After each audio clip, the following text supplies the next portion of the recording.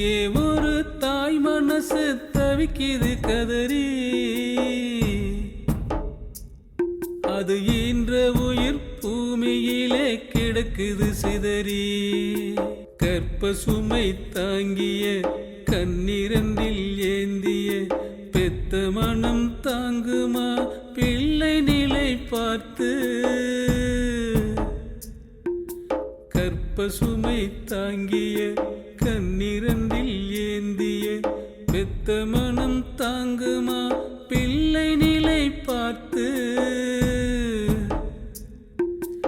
இப்படைப்பு ஏனடா இறைவனை மாத்து, இப்படைப்பு ஏனடா இறைவனை மாத்து.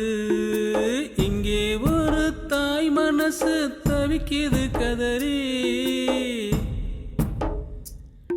அது ஈன்ற உயிர் பூமியிலே கிடக்குது சிதறி.